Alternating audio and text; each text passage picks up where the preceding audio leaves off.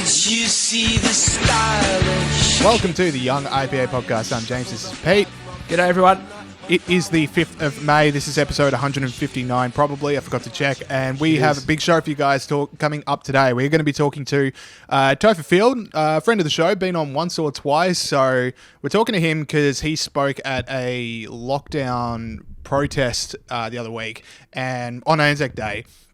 And we were discussing on the show last week that there's all these lockdown protests over in the US and eventually it's going to come to Australia.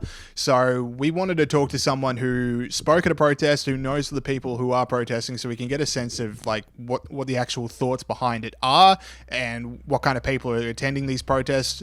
And that was a really interesting conversation. We're also going to be talking to a Generation Liberty member, Julia Sekulic. We're going to be talking to her because, basically, there's a whole lot of young people suffering under the economic lockdowns. There's not a whole lot of attention that's being given from like national broadcasters to what the experience of young people are going through. So we thought, you know what?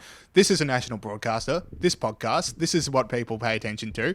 So we want to talk to someone who is going through some of the economic lockdowns. Her friends are going through some of the effects of the economic lockdowns, and just to see what the sort of vibes are among young Australians.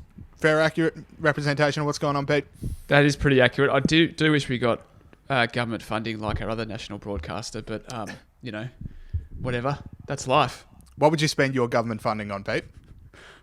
Just a better kitchen. I don't know. I'm sitting in my kitchen at the moment and it's about -8, so something better than that would be good. All right. Fair enough. Well, speaking of national broadcasters, I like to start the show with some good news. So good news for everyone. For this week's show, the ABC has apologised to the IPA. Now, listeners of the show from a few weeks ago might remember that we did a video on the lockdown restrictions hosted by Gideon Rosner.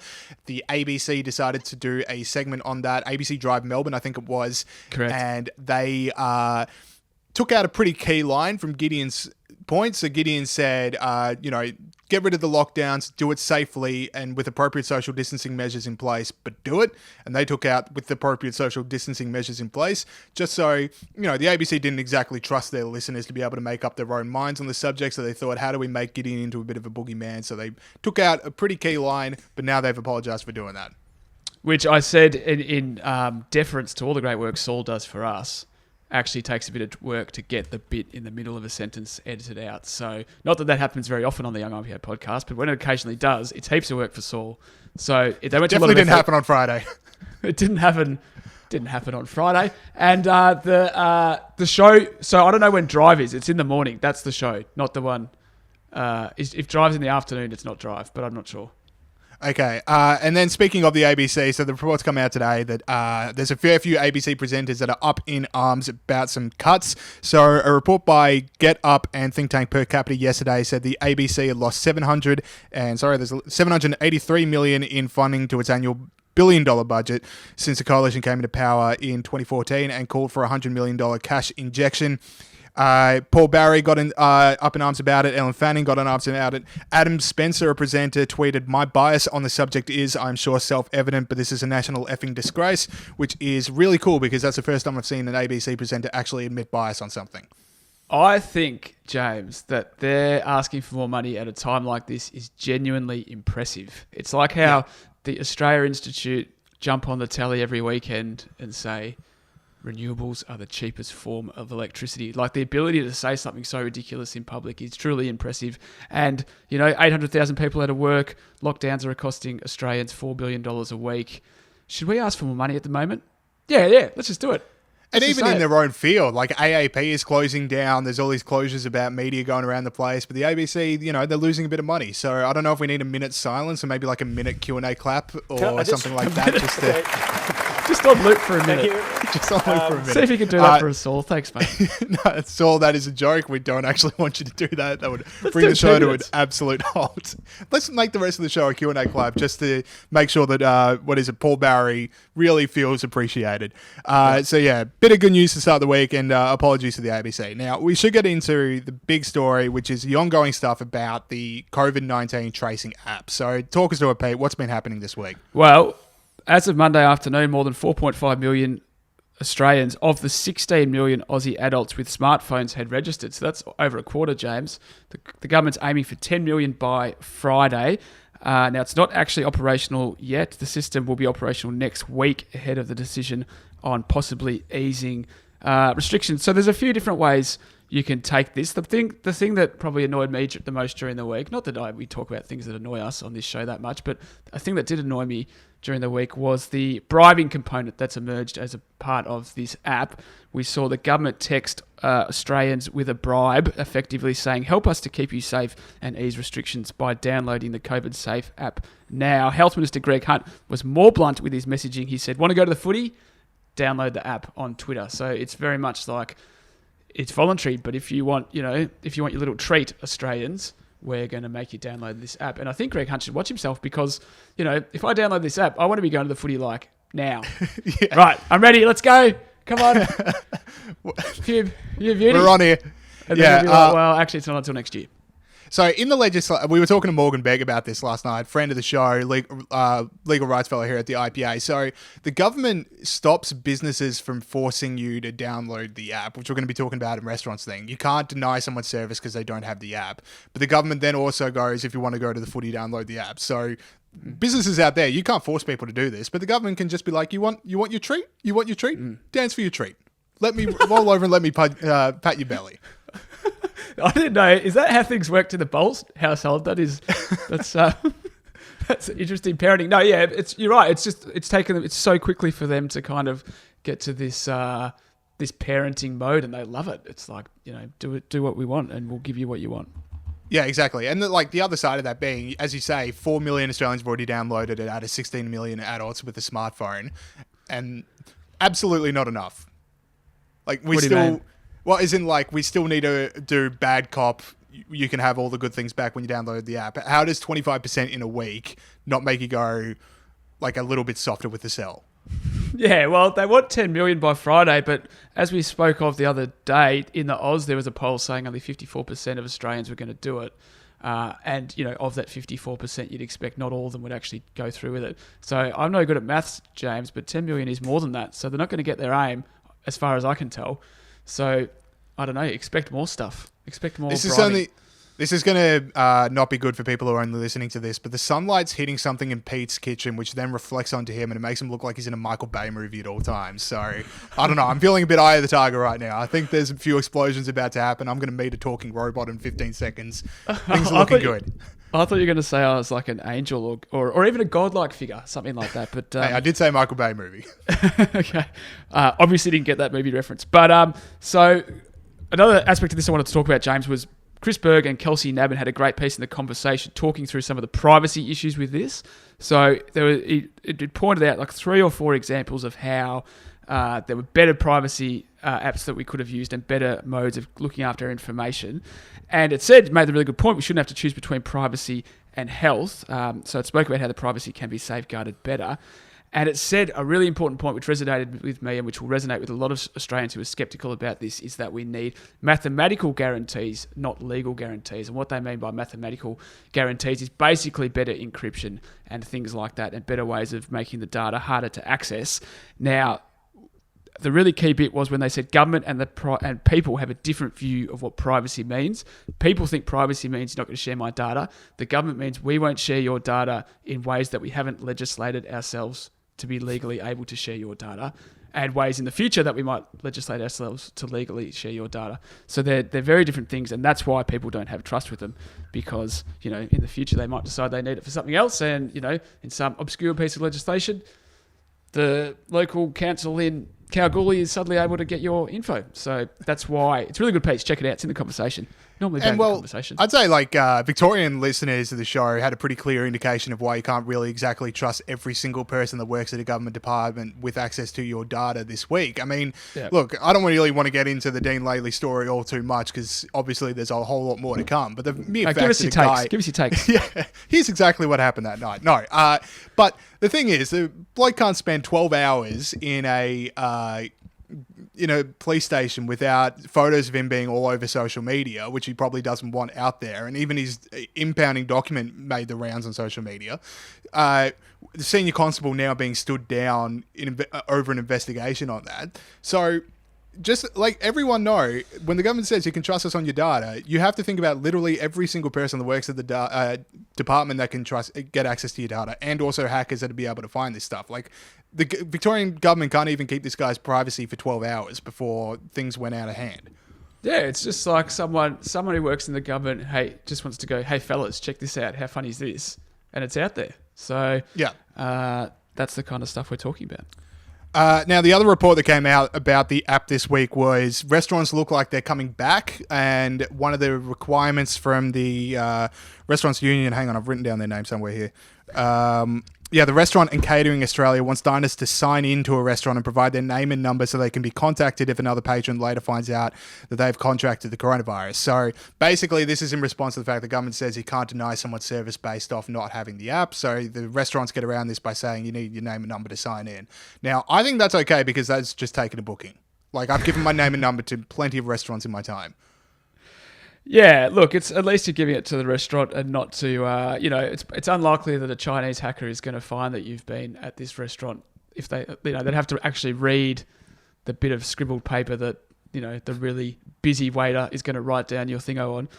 It's probably another one of these like bribing things. It's like download the app or we're going to sort of shame you a bit when you go to a restaurant by making you take the thing. Well, I'm much more comfortable from it coming from a private company rather than the government, because like my basic thing is a private company can do business with whoever the hell it wants, and if it says you can't shop here if you don't have the app downloaded, I will take my business elsewhere. But yeah, the government one was just weird. If you want to go to the footy, download the app. But I'm perversely more comfortable with like my local cafe saying, sorry mate, not until you download the app you can't have a coffee here. But I think this is the government's making them do that. I thought it was Restaurants and Catering Australia pushing it as a way to get around the thing. Yeah, as a way to be able to reopen. They're saying we'll do this. Yeah, is that a government body though, or is that Restaurants and Catering Australia? Well, they're saying if you let us reopen, we'll collect this data for you. So that's the government indirectly forcing them to collect the data so that they can reopen. And then they give the information to the government if someone has coronavirus. Is that... Oh, right. I didn't know that part. I thought it was just like, look, Restaurants and Catering Australia, we're going to have restaurants say, we want your name and number. No, they don't care. Like, why would they... It's for the government if someone has coronavirus, if there's an outbreak at that restaurant. All right, well... I assume. My point being, when the government says, we need your data, I don't exactly want to hand it over, but when a company says it, I'm a bit more okay with that, because I can take my business elsewhere. Yep. I agree. But that's not what's happening. All right. Okay, so do we want to move on to schools, or do you have anything more you want to say about the app? No, that's it, mate. That's all I've got for the app. All right, so schools... so schools, I mean, we're in the middle of the term. There's a few states that are starting to move back to in-classroom learning. Queensland, I think this was the latest one to say year 11s and 12s in early education is going back as early as next week. Basically seems to be the major holdouts on national unity on schools is Victoria and the ACT, which led to the Dan-off, which over the weekend between Dan Tehan and who's the Federal Education Minister and Daniel Andrews here in Victoria. Dan Andrews was on... before I get into the Dan-off, I just want to remind everyone that according to the Australian Health Protection Principal Committee, the big boffins, the people keeping us safe, there is no one on that committee that believes there is a risk to children in sending them to school. The Victorian Chief Health Officer has said publicly he thinks schools are safe for children. Now let's get into the Dan-off. Because Dan Tehan, Federal Education Minister, went on Insiders and absolutely blasted Daniel Andrews for being a holdout on schools. He accused Daniel Andrews of a, quote, failure of leadership over his refusal to reopen schools and said the Premier was, quote, jeopardising the national consensus. Whack. So now it's come out that Scott Morrison got on the phone with him shortly after that to say, Dan, can you please withdraw, which Dan then did. And so Dan Tehan has lost the Dan-off because he blinked. Yeah, because his boss... I was going to go ask why Dan changed the federal Dan changed his mind. But then you just told me that Scott Morrison made him. I think what annoys me about this Dan-off that you've been talking about, James, is that... So... we've been told you've got to listen to the experts. You've got to listen to the experts, blah, blah, blah, blah. If you don't listen to the experts, you hate old people and you don't care if they die. And then all of a sudden, Victoria wants to go a different way from the federal government because they've been listening to the Victorian experts instead of the federal experts. And it's like, hey, experts have different views. There's different experts. There's different circumstances. There's different context. It's completely fine for Victoria to be different from these experts. It's like, where was this nuance a few weeks ago when, Gideon Rosner was put in jail? Well, he should have been put in jail, but for his put in Twitter jail for his video about reducing the lockdown. That's the thing that annoys me about this. That's what I would say to people that want schools back open, is just say, hey, I'll listen to the experts. Like, it shouldn't be one side that gets to use that line, because it's a pretty good line. But if you just say, hey, I'll listen to the experts, school should be open. Yeah, exactly right. It's good to see them realising that there's experts and there's experts. But the thing, imagine that, like, having a go after you've just made this big spray. You're like, I've done it. I've really got Dan Andrews here. Yeah. And then Scott Morrison's name appears on your phone, and you're like, yes, this would be a victory call. Well done. And he's like, and you just like 30 seconds later. Oh my God. Yeah, so that's the thing. Dan, so does Dan, like, he says, I withdraw my comments, but does he disagree with them now? Yeah. Or no, is it just, so. I said the loud part, I said the quiet part loud. I shouldn't have said what I actually think about this. He obviously hates Dan Andrews, which, they're on different sides of politics. But yeah, I think he meant what he said, obviously. And there's probably just a bit of that. And he was Dan right as well. Yeah, he's right. Yeah. And there's a bit of that Dan, Dan's are always crazy. Exactly. Look at Dan Wild, come on. Okay, yeah. I knew who you were saying. All right. Then the other part of the education thing we need to talk about. So there was a teacher that contracted coronavirus. They were a teacher at Meadowglen here in Victoria, and that became a national, like, see, I told you, schools can't be open.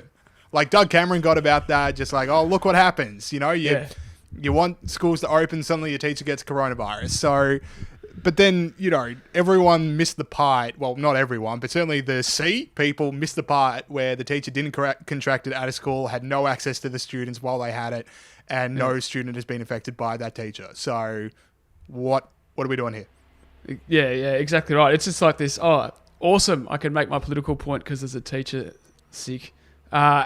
Also, I would note there's been a little local controversy in Victoria around this. Jenny Makakos came out and named the school and made a big point of that, as James has just been referring to. But there has been an outbreak in a meatworks here in Victoria, and Jenny Makakos is the Education Minister in the Victorian government.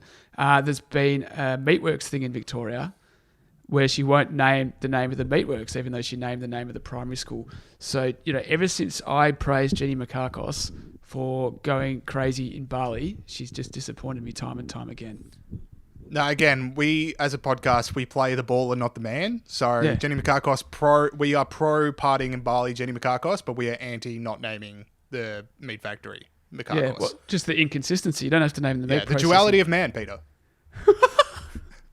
The duality of Jenny. Yeah. Okay. All right.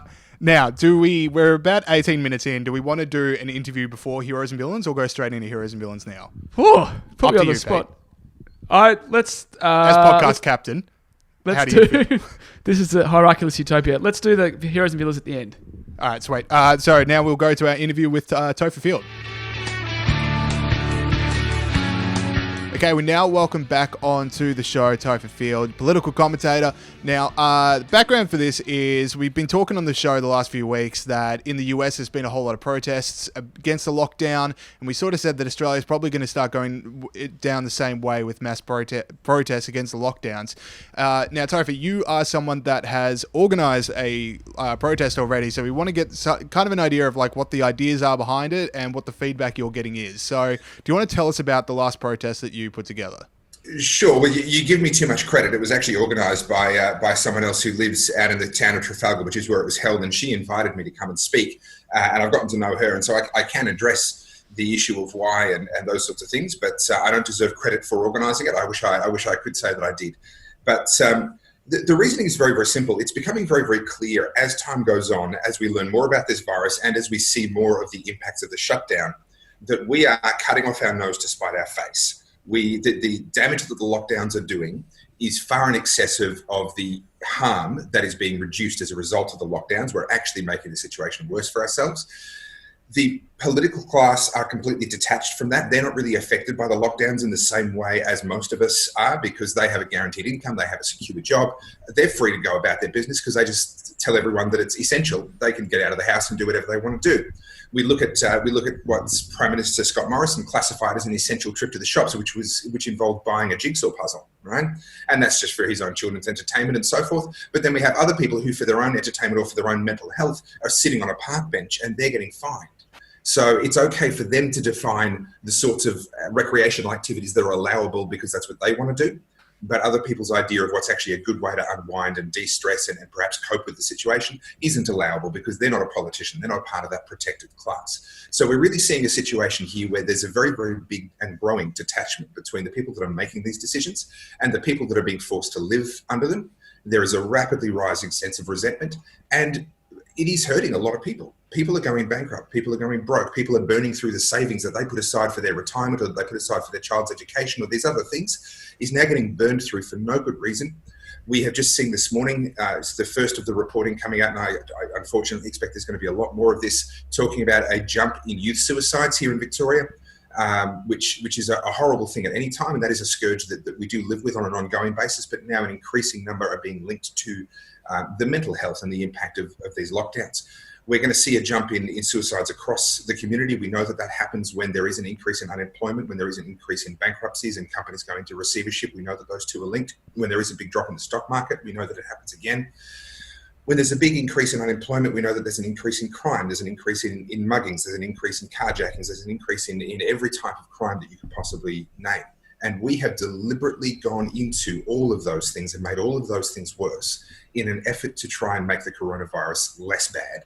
And we don't believe that those ratios stack up. We don't believe that what we're gaining from the coronavirus being less bad outweighs what we're suffering as a result of our own actions.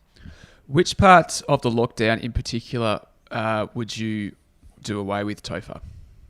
Well, I'm of the view that Victorians are adults and that we can actually make decisions. And if we had simply been given the advice that, hey, everyone, there is a virus out there. It appears to be very, very serious. We don't really know a lot about it yet, but we think that caution is the right way to approach this.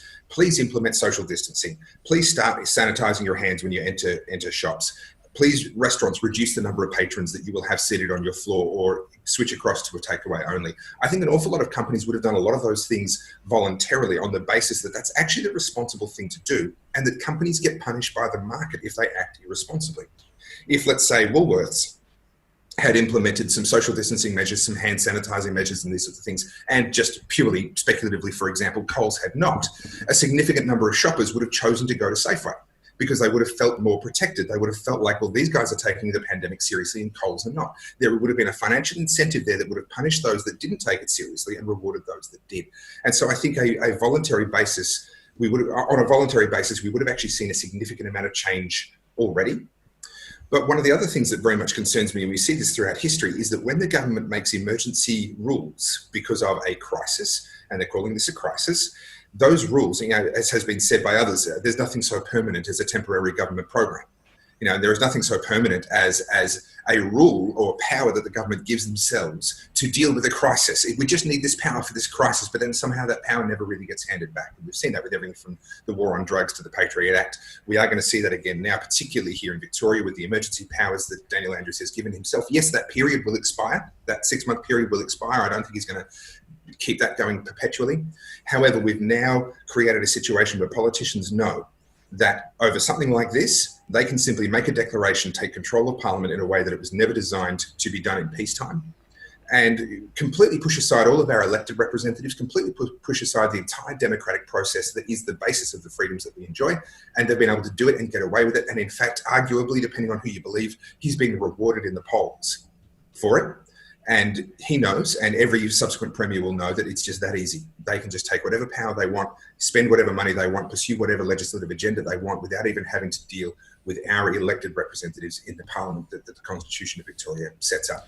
So I think I was going to say, it'd be very interesting to see what Daniel Andrews' poll numbers do when the long-term effects of coronavirus come in, because I think everyone just sort of rallies around the leader in charge when something like this happens. Yes. And then it wears down. I think you hit on a really important point there, where the people that are protesting in the US and in Australia aren't necessarily people that say, I want to go to a nightclub or I want to get a tattoo right now, but it's people that are saying, I want to go to my workplace because, there are problems with the outrolling of JobKeeper and our problems with the outrolling of some of the stimulus measures in the US, and people aren't getting the money that they need in order to survive. Now, if I was in that situation, I'd be protesting, but there doesn't seem to be a whole lot of...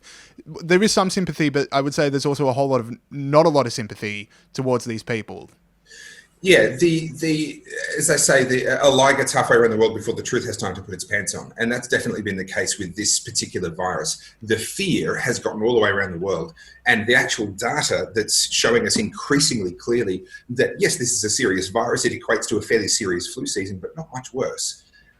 That information is proving very difficult, and fooling somebody is much easier than convincing them they've been fooled. All of those truisms, those trite little sayings, are actually proven true in this specific case. People were fooled by the media, they were fooled by politicians, and I think there's a strong political incentive for politicians to do something. There's almost no downside for a politician when something like this comes up. There's pretty much no downside to them for just going ahead and doing something. Because then if they do something and it proves to not be very bad, whatever they were responding to, then they can take credit and say, well, it's because we did something. If they do something and it turns out to be really bad, they say, well, imagine how bad it would have been if we hadn't done something. The only real risk to them is if they don't do anything. So there's this real perverse incentive. The experts start jumping up and down and saying, hey, this might be serious. And it might have been. The early data was very inconclusive, and it was possible that it might have been. And the perverse incentive for politicians around the world is to jump on that and make the most of it. The media, of course, have a similar incentive. They want eyeballs, they want drama, and so they jump on that as well. And so all of these people, it's not a conspiracy, they're just responding to the incentives that are in front of them. And so before you knew it, the whole world was in fear of this virus. And the real information comes from scientists who, the good scientists, are much more measured. They wait for the data and they follow where the data leads them. They don't come into something with an agenda, and they speak in very controlled and very measured terms. And so that, of course, doesn't capture the media, and it doesn't get the attention of the politicians. And it takes a long time for that to slowly catch up. But I've been saying for a while now, and particularly as people talk about Sweden, where they're not doing lockdowns and they appear to have a higher death rate, although that's actually very questionable. There are other parts of Europe that have even higher again. But people are saying, oh, look at Sweden, they've got so many people dying. And I have to remind them, it's not about how bad the virus is at the start, it's about how bad the virus is at the end. How many people have died once a given community is actually through the virus? And what we're doing with our lockdowns is we're extending the amount of time it's going to take us to get through the virus, because we're not developing herd immunity. Sweden are almost through. They're only a couple of weeks away from having herd immunity and being out the other side of this and being able to relegate it to history. Our leaders are still talking about us being in some form of lockdown for 12 months, 18 months. We are nowhere near through this because of the way that we've approached it. The same is true politically. And in terms of culturally, it's not about how people react at the start. It's about where people are at the end of this. And I think that's going to be a very different place. So going back to Daniel Andrews' poll numbers, I suspect he's getting a bounce right now. I suspect that's a legitimate bounce. We see that when a declaration of war is made. We see that when a natural disaster happens. We see that when a terrorist attack happens. That's people's instinct, is they rally around the leadership that is there. And it takes time for that to then be overtaken by the reality of the incompetence of the response, and for people to begin to actually hold those people accountable rather than just instinctively rally around them. So what's relevant really is not the poll bounce that he's experiencing right now. It's actually, fast forward 2.5 years when the next election comes along, how are his actions over the next 12 to 18 months going to be viewed? And I think that's not going to be favourably at all if he continues in the way that he started. What were the actual scenes of the protest? Were people social distancing? Like, I just want to think, because these would be the people potentially most skeptical about the need to social distance. Were they still social distancing? Were they still being responsible? Definitely. The demographic there were a little older, and so they are actually in the higher risk category for this disease. And there was no dismissal of the need to be careful. And this is one of the things that I think the government and many people supporting the government's approach just don't understand. Just because we're saying that the government shouldn't do X doesn't mean that we're saying we shouldn't do X. We're just saying it's not the government's job. It's not the government's job to determine which businesses get to stay open and which ones close and under what circumstances. We can actually be trusted to make that decision for ourselves. So the scene's very, very peaceful. No one started trouble. There were a number of placards being held so that people driving down the highway could see those signs. We were streaming, obviously, everything. And so we didn't want anyone within our group to start trouble, and no one did. We had a couple of police liaison people who were allocated to the job of discussing with the police what we were doing and why we were there. And they did a wonderful job, and the police were perfectly professional. They came. At one stage, I believe the maximum was 6 cars. They came, they spoke with our liaison people, and while that was going on, they left us pretty well alone. And then once the discussions with our liaison people wound up for reasons that I'm not privy to, they chose to withdraw. They presumably got on with other duties and did the other things that they as police officers needed to do that day. So it was really quite undramatic. And you can watch the video and you'll see as I come walking up, I arrived a little bit after some of the others and after the police. The police were already on site.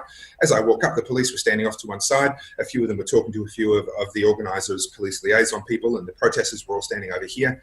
And really, it was quite undramatic. We got to make our point. We held a short ceremony in honour of Anzac Day.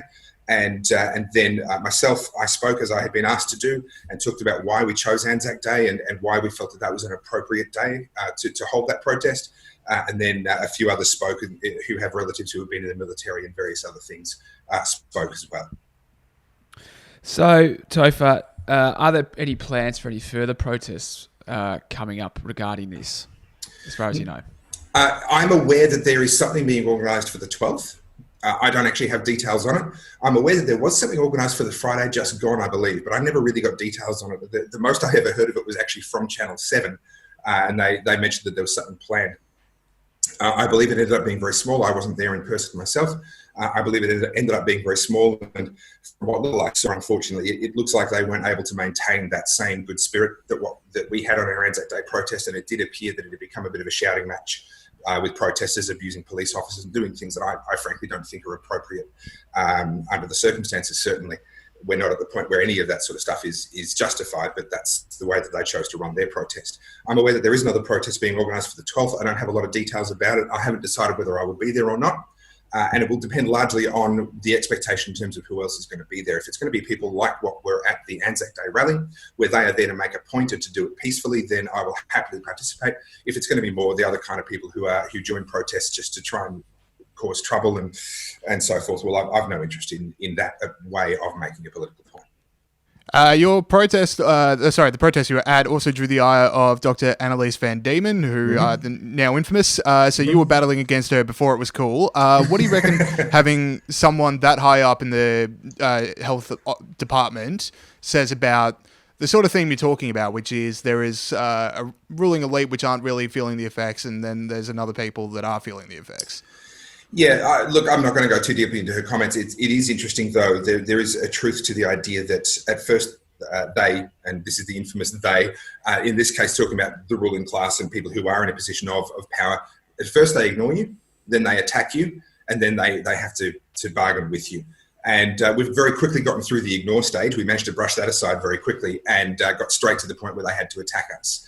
And that kind of tells us that we have made some progress. And as a first rally, we were the first one out of the blocks. I think we've sort of opened the books quite well in that regard. And the fact that they've had to come out and attack us in the way that they have, Van Diemen doesn't have a lot of credibility for reasons that are entirely her own fault.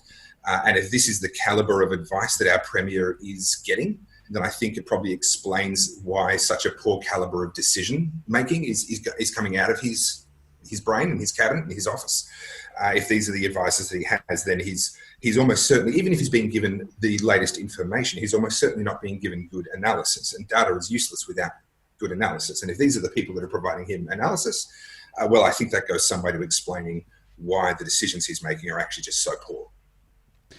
Topher, we had you on a few months ago to speak about the Murray-Darling Basin issues with water up there. Is there anything going on with that? What's the latest with that at the moment? Sadly not, and this coronavirus thing has really drawn a lot of attention away from that, although I will say that the people who've been working on that for many, many years, and I'm only a sideline really. I have the pleasure and the joy of being able to communicate with the public about what's going on, but in reality the hard work is being done by others. They continue to work tirelessly, and they've made what I think is an excellent point, which is that what's happened with the coronavirus, the fact that Vietnam has shut down rice exports and other parts of the world are no longer transporting food as freely as they did before, has really highlighted the need for us to actually be able to grow our own food and be able to feed ourselves. And I've gone further than that, and I've added, given that the World Health Organization now are warning that more than 130 extra people will be on the brink of starvation by the end of this year. That's in addition to the ones that were already struggling, and we know that that is an issue in our world today. It's an issue that's getting better and better all the time, but it is still an issue in our world. There's going to be an extra 130 million people starving. We owe it to mankind to grow as much food as we possibly can. Pull out all the stops, do everything we can to grow as much food as we can, get that international price of food as low as possible, and get international trade happening again so that the rice and the wheat that we maybe grow here can make it to those people in time. There is a way to do that, and that is by releasing a water allocation from the water that is currently held by the federal government, which adds up to more than one Sydney harbour's worth of fresh, beautiful irrigation water sitting in our dams in the lower Murray-Darling Basin, which is our primary breadbasket. It's our primary food bowl.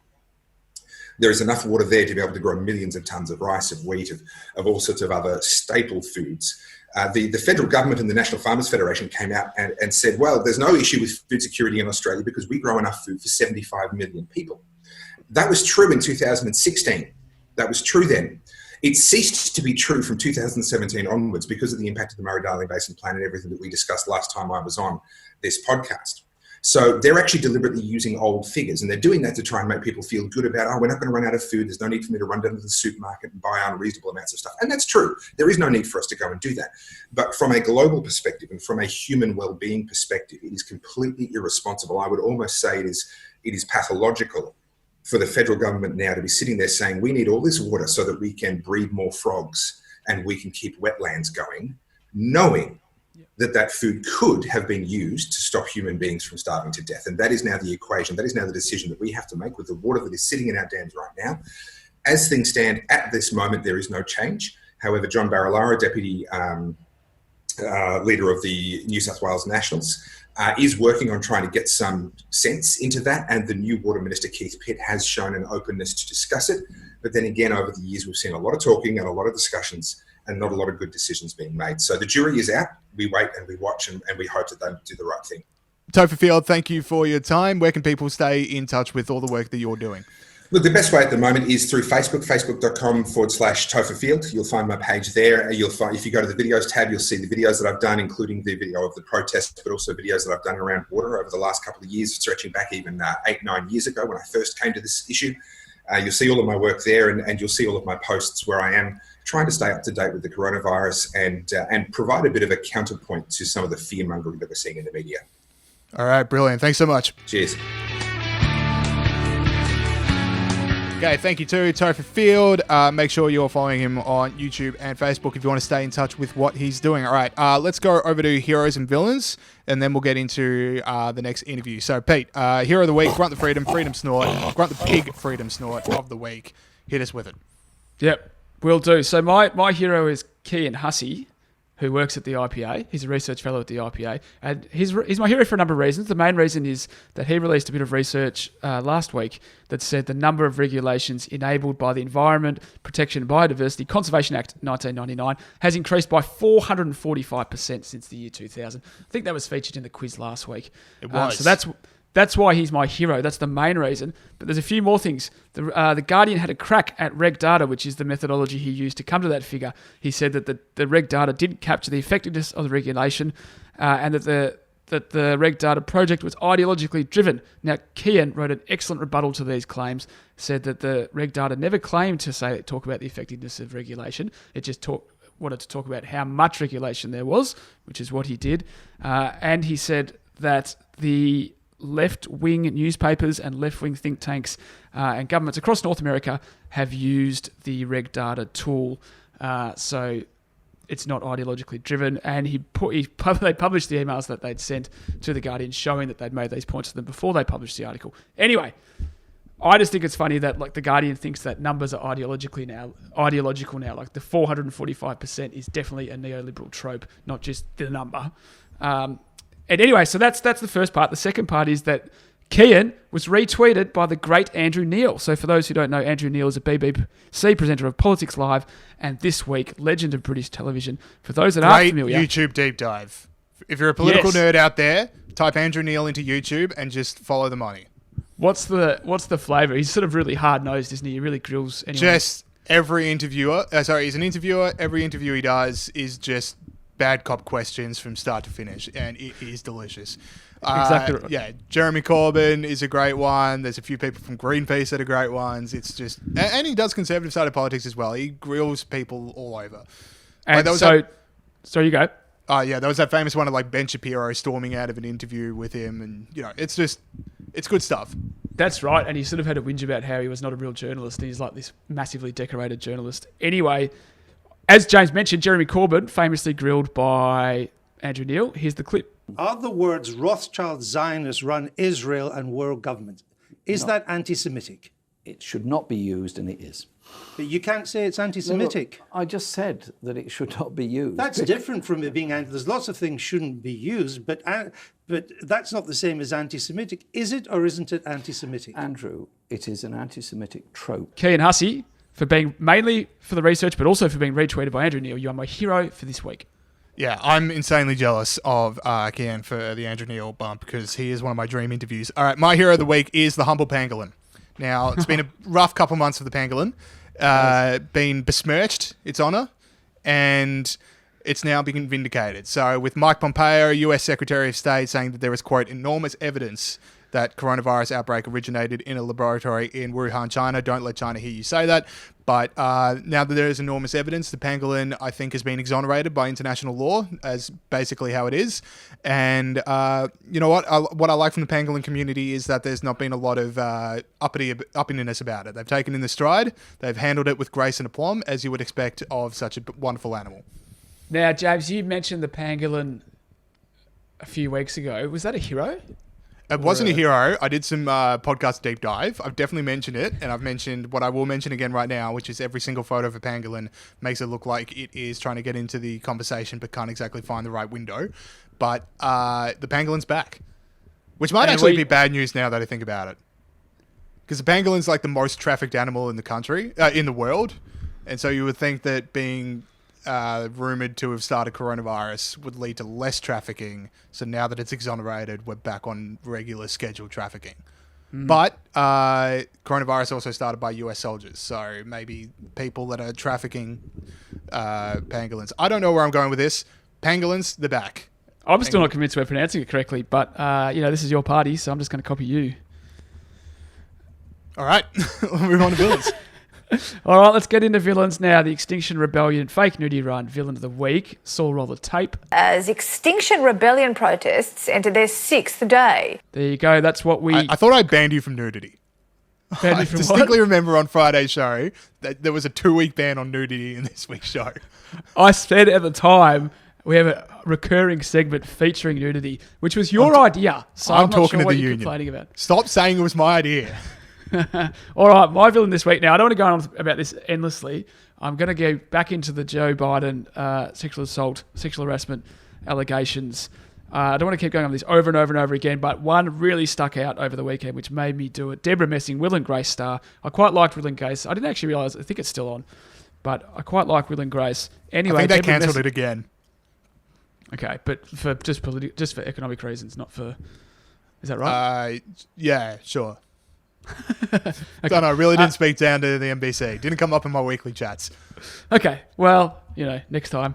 Deborah Messing is a star of Will and Grace. Now, she obviously is massive in the Me Too movement.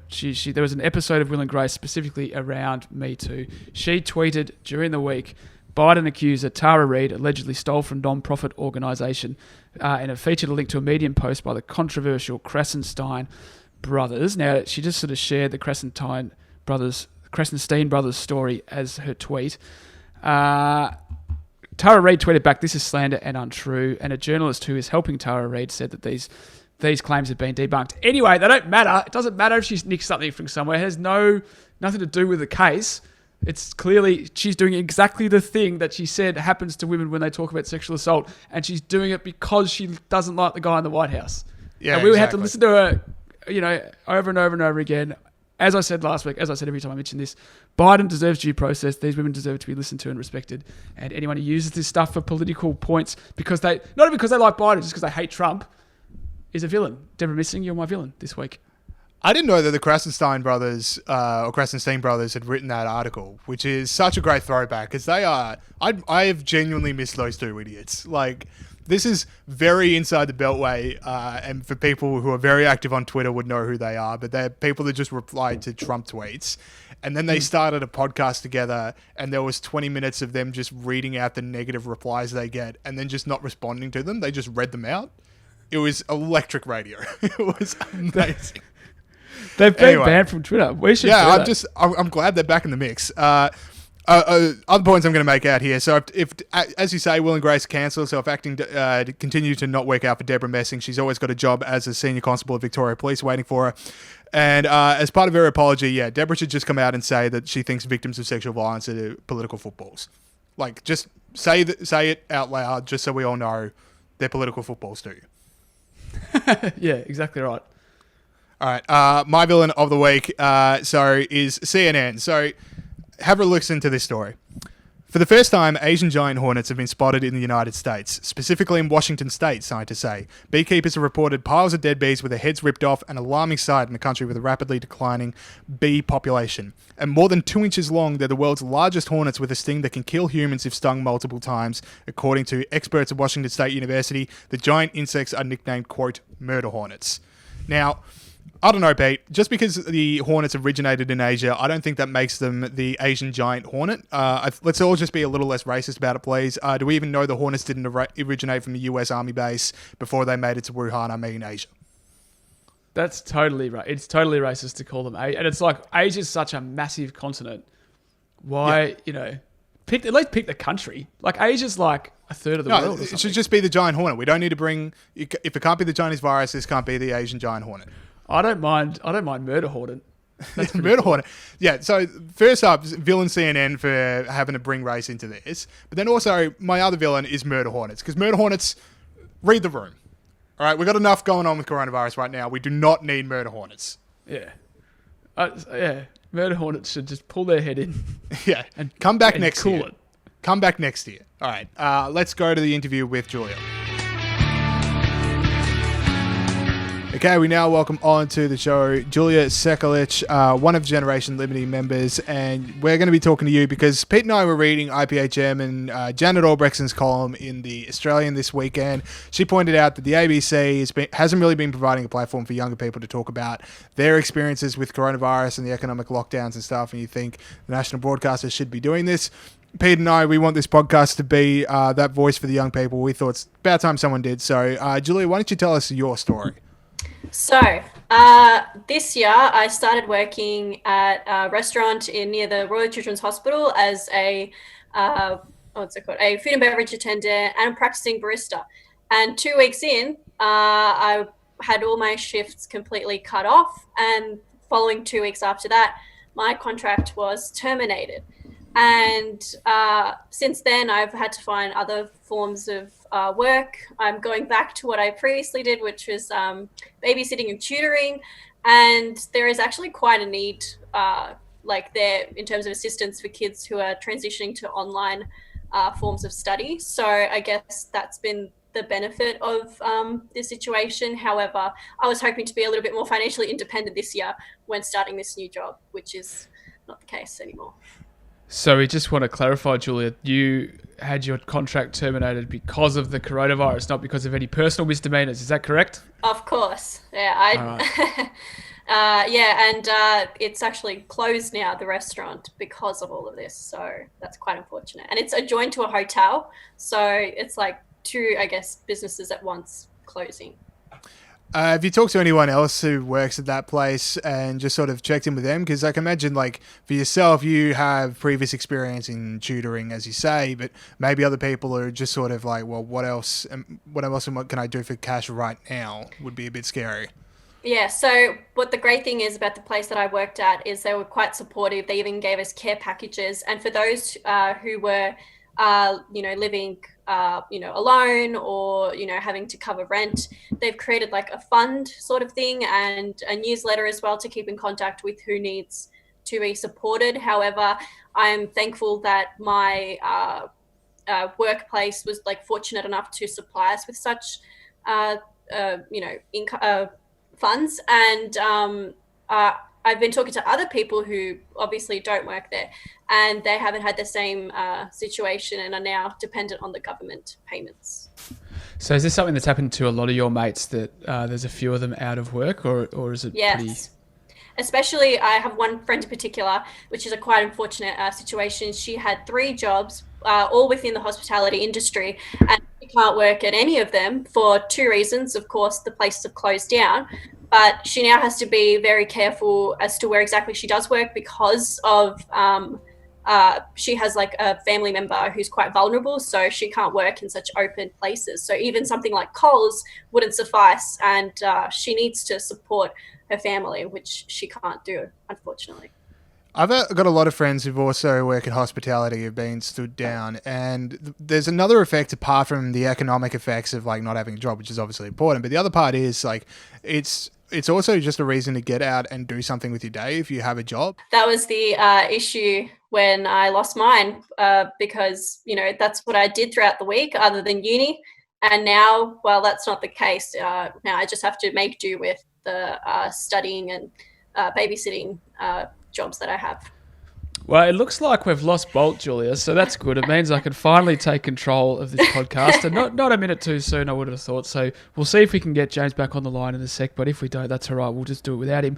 So, Julia, what I'm really curious about is there a change amongst your friends in terms of their views about the lockdown? I know at the start everyone was kind of on board with it, or a lot of people were on board with it because it was felt like it was necessary to fight coronavirus. Do you reckon there's something a little bit changing now? People are like, okay, I'm sick of this. I have literally no idea what happened just there. Here he goes. He's back.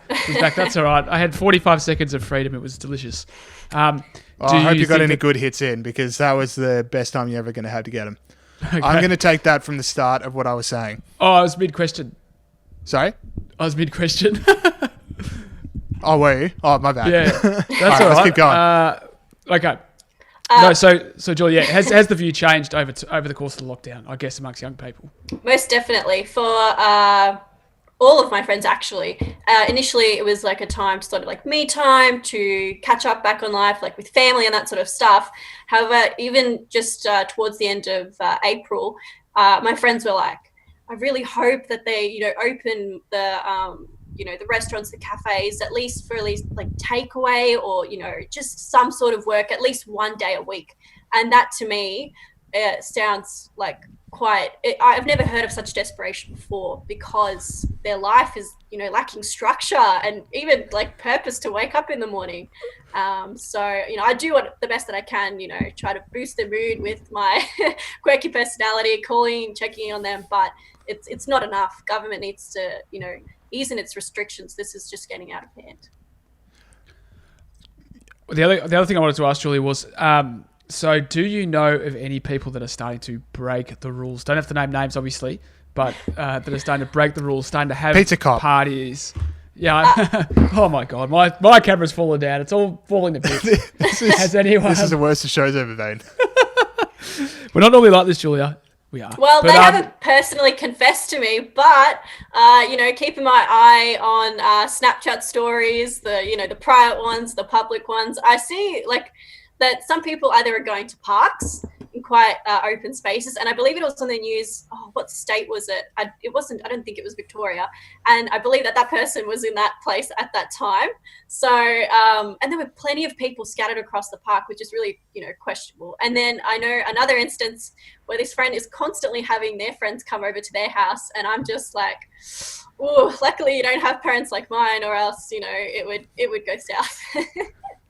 All right, this podcast has quickly become the chief of police, but I want to bring this back to people's feelings about the lockdown, because we were talking about this with Topher Field earlier on the show, which is there seems to be this like one view of people that are against the lockdown or people that are hoping for easing of restrictions, that they're just selfish and they just want a tattoo and they just want to party all the time and they need to get with the program. But in reality, it is people like yourself and young people who need the meaning and the economic benefits that come with having a job. I mean, one thing that Janet pointed out in an article was 60% of young people aged 18 to 24 have lost their jobs. 60%. Like, that is an outrageous stat. And this is the kind of people we talk about when we talk about ending the lockdown. Yeah, as I was saying in the other interview, I said that there was one way to sort of encapsulate, I think, everyone's feeling, and that's de-spirited. So even though, so again, we needed these jobs, to give us structure, a schedule and that sort of stuff, but it's also put a delay in our future plans as students. So not only do we have such high student debts if we, go to a university, but this is now further delayed another year, depending on how long this goes for. And furthermore, our future plans in terms of work. And yeah, we're just on the like the verge of losing all hope, depending on how long this goes for. So what do you think? Do you think you'll get your job back? Is that restaurant going to reopen? So I have I'm still in contact with my manager, and I have a number in case I need anything. They did say like I would be one of the first people to be contacted. However, I'd have to go through the application process again, which is a bit annoying. But again, it would be quicker since they know me. I've been trained.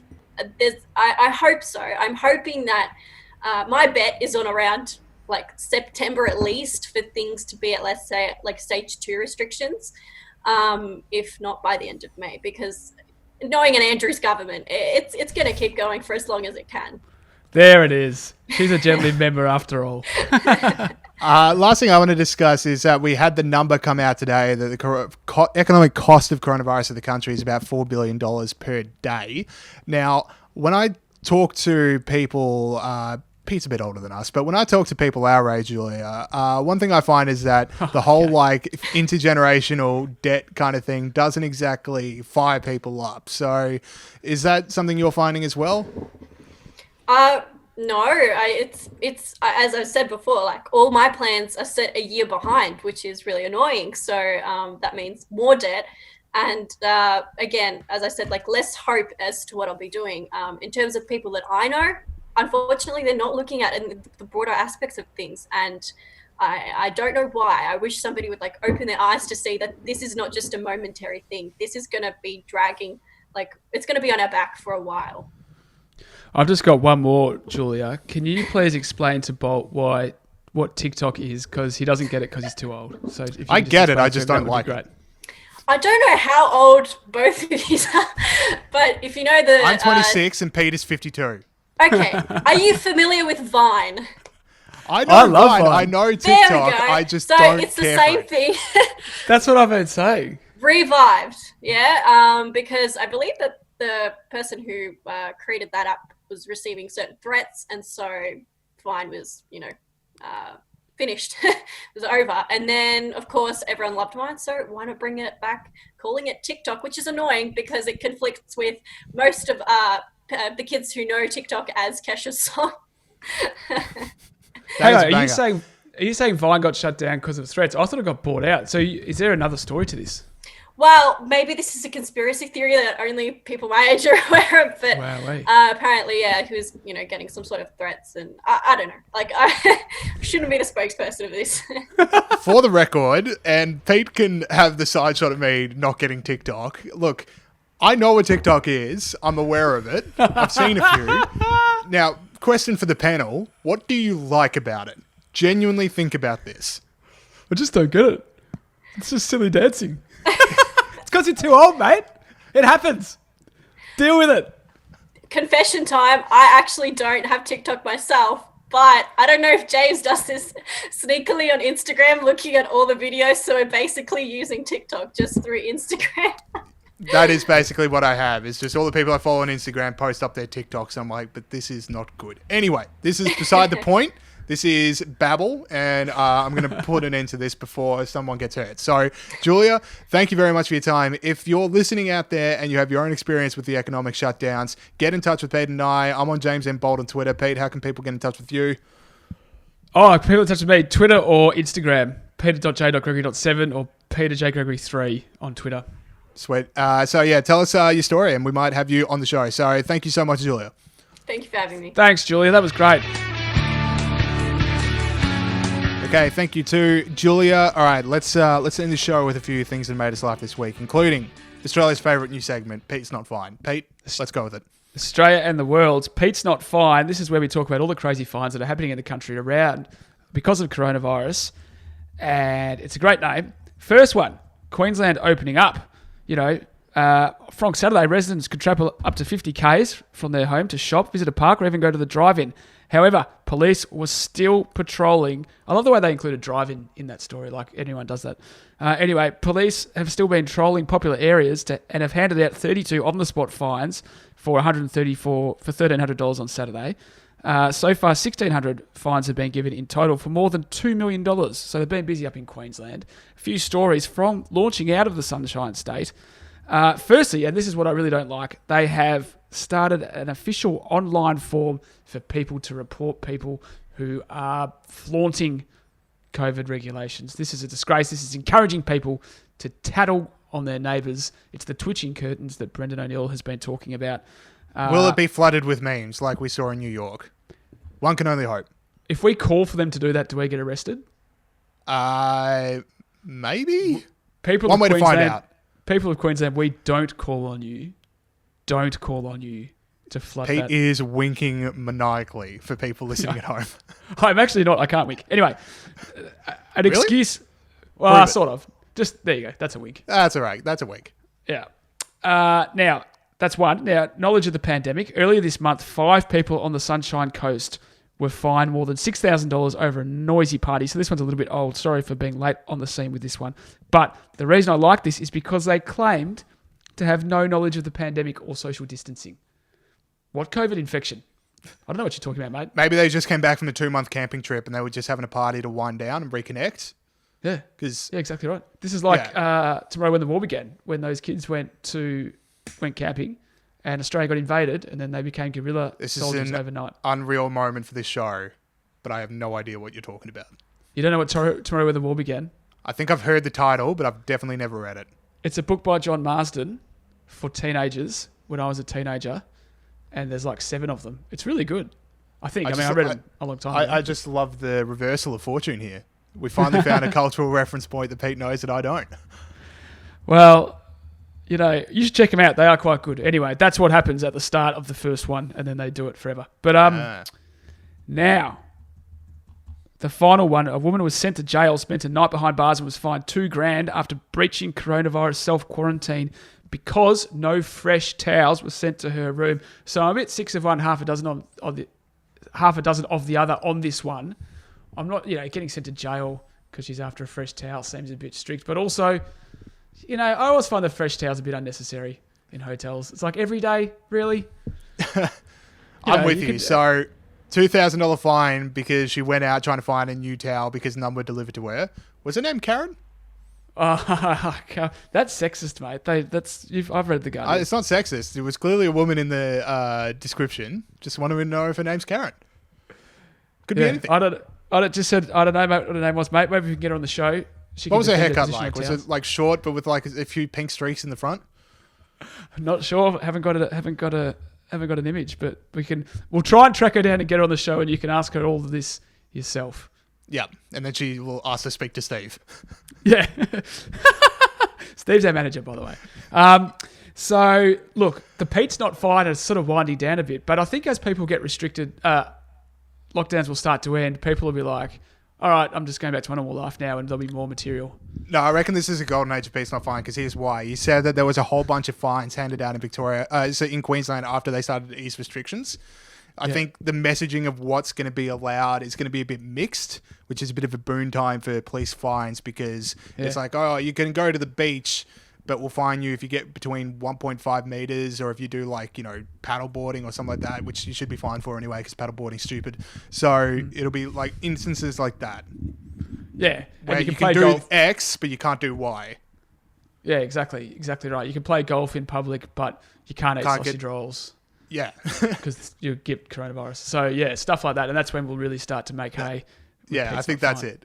All right, so I'm going to give it to Karen at the start. I got another article from you here. So a lot of people started or have kept on, or maybe they're doing it a bit more, jogging just to get out of the house. In the UK, Helen Coffey in the Independent so wrote an article, "Don't manspread while jogging." Few choice quotation paragraph here. "And again, I say hashtag not all men, but if women's contorting to fit is unconscious, so too is men's ballooning to fill in as much physical space as possible. Maybe you all need to do to change that dynamic is to become aware of how you're wired. Because maybe all you need to do is acknowledge and fight that urge to expand." Basically, the idea, men don't make way for other people when they are jogging on the street. They use their big space to make everyone go around them, whereas she tries to make herself small and go down onto the road to make way for other people. So, Pete, your thoughts. Manspreading while jogging. Well, if Helen wants to talk about privilege, right, she gets to write 900 words in the Independent, which is a prominent newspaper in the UK, without a single piece of actual evidence. Just, I've gone on a run. This annoyed me. It was her 900 lived words. experience, Pete. Are you denying her experience? Yes, I'm denying her. Well, I'm not denying her experience, but I had a piece in the Spectator this week, and this is not just an opportunity for yourself for a plug. And I counted how many pieces of... So hers was 900 words. Mine was 686. I counted how many pieces of evidence were in mine. 17 pieces of evidence. 686 words. That's a bit mansplaining, if you ask me. To know... So, Helen, when you write articles, what you have to do is... So, and the other... So I did some research for Helen, and I jumped on Google Scholar, and I put in manspreading. 915 articles. 915 articles on manspreading in Google Scholar, and she didn't reference any of them. My favourite article, GM Corn set to stop manspreading his seed. Don't know what that means. So good on him. That was my favourite. But I could see you doing a bit of manspreading while you jog. Bit of arms and legs going everywhere, Me? Taking up the path. Yeah. Oh, yeah, well, I'm just uncoordinated. I'm just not a very good runner. So you're not like... fault. You're not thinking, I can take up as much space in the world as I want. You're just a bit unco. Yeah, exactly. My other part of it is, so first off, I am going to deny somewhat of the experience, because if men simply were running in a straight line, refusing to move for anything that was coming at them or around the same time, then the streets would be impassable, as it's just men who've run directly into each other and are now just entangled in each other. Like, you couldn't run at all because of just the seas of athletes that are on the pavement. So I got to deny that that's happening. And second off, men that are running are the good guys in this situation. If you want to talk about people that are trying to make themselves smaller, people that are going out on a run are trying to burn fat and make themselves smaller. So I wouldn't be going and shaming them, getting them to stay home where they snack and they become bigger. I like it. They are doing everything they can. They're putting themselves through physical pain to literally take up less space, Helen. Exactly. So they are the good guys. All right. So the last thing I want to do with this show is bring attention to something that I thought was widely known, but apparently not. So over the week was the 9-year anniversary of Osama bin Laden getting killed. Now that is widely known. I don't think there's too many people that are like, wait, we got that guy? But here's the part that isn't that well known, which is The Rock knew before everyone else. It's a famous tweet. I can't believe, because I was telling you about it. You'd literally never heard about it. And then I was, because I am a very online person. I know things very well that other people are like, I've never heard of that before. Like Krasenstein brothers, for instance. Like, no one knows who they are except me, who knows way too much about them. But anyway, so here's the famous tweet from The Rock. Just got word that will shock the world. Land of the free, home of the brave, damn proud to be an American. That was like a few hours before it came out that Osama bin Laden got killed. Now, Pete, you give me grief for how much pro-America I am and how much I pronounce things American and I love American culture. But name me another country which would kill the world's most wanted man and then inform Dwayne "The Rock" Johnson before CNN. I can't. And because I don't want to live in that country. I think we should have made the whole show about this tweet, because this is incredible. I just don't get how The Rock knew before everyone else. I did a bit of research actually once you told me that, and he said, what did he say? I've got my sources. I got friends in high places and low places, and that's pretty much all he said. That's all he needs to say, Pete. What's that? Sorry. What else needs to be said? Yeah, he just knows stuff. He just knew, and people were saying this was Twitter's greatest moment ever, which is pretty weak field. But is that right? Would you be calling this Twitter's greatest moment?